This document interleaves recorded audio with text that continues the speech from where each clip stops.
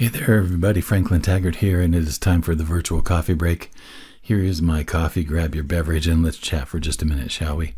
Had an interesting discussion at a mixer today that was all about remarkability, and had a lot of thoughts about that. The basic gist of the message was that we need to find ways to be remarkable, and I've heard Seth Godin talk about this as well, and I've heard some other, kind of guru-ish folks talk about it as well. And one of the things that's very interesting to me is that quite often, if I set out with the idea that I need to be remarkable, that usually puts me farther away from that.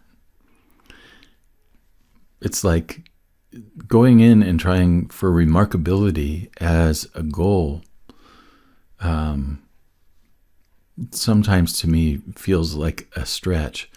And what I was thinking about today was like all of the times when I think I've got a great idea for a wonderful song, or I've got a great idea for a program, or I've got a great idea for a workshop or for a coaching package or whatever.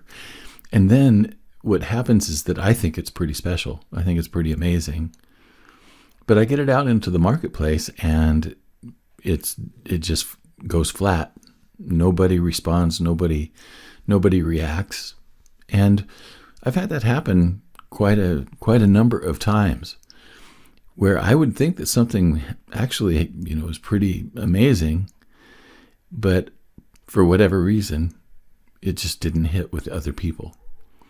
And so that's one of the things that I was thinking after the conversation this afternoon is that the times when other people have had an experience of my stuff that's been remarkable, I'm not usually driving that bus.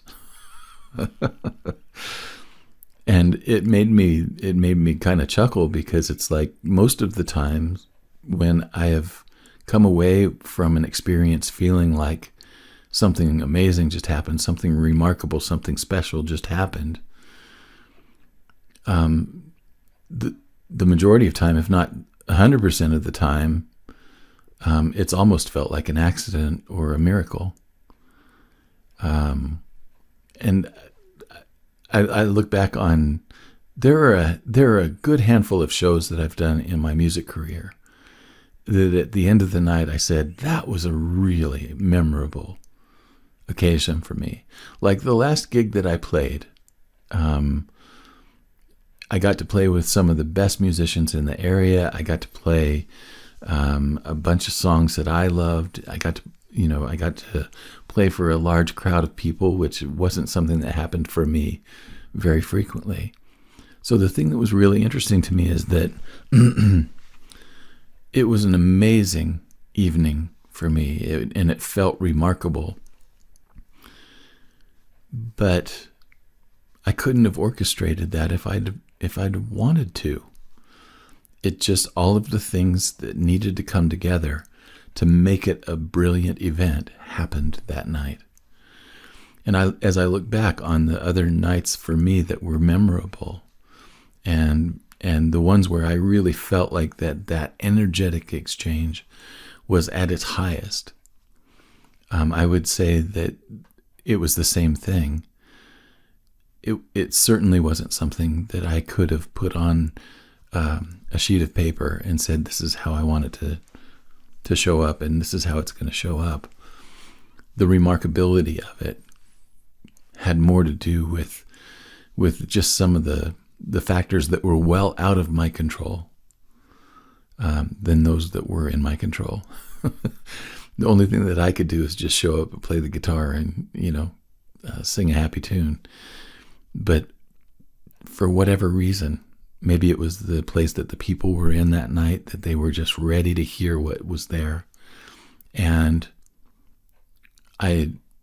those nights were few and far between, but they're seared into my memory, right? So one of the things that I would say is that when you hear people talk about being remarkable, I'm going to encourage you to just Put every ounce of your heart and soul into the creating that you're doing, and let the remarkability take care of itself. Because if you're going in there with remarkability as a goal, I think you're going to miss the boat. That's just my 2 cents about it. Now, I'm getting ready to go see Judas Priest with my kid. It's going to be a whole lot of fun. I've been a Judas Priest fan since I was Bodhi's age. Bodhi is 16 now. And I remember the first time that I heard Judas Priest, I was a junior in high school, same age as he is. And it was one of the heaviest things that I had ever heard up to that point. There's certainly a lot heavier things now, but Judas Priest has been one of my favorite bands for a very long time. And I've never seen them live. So they're on their 50-year tour. They just got inducted into the Hall of Fame. And so I am going to go hang out with my boy and get some metal in my veins. So I hope that you all are having a good whatever it is where you are. I'm going to be on my way now, and I'll be back again. We've got the next 2 days are actually going to be your own best company videos and podcasts, because I've got a guest that went in depth with me on my human design body graph, and it was fascinating, folks. So it's a 2-parter.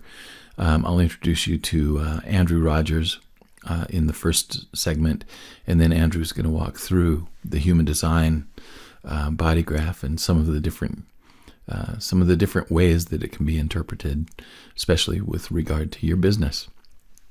That's going to be happening on Friday and Saturday. So I'll be back again on Sunday with another coffee break.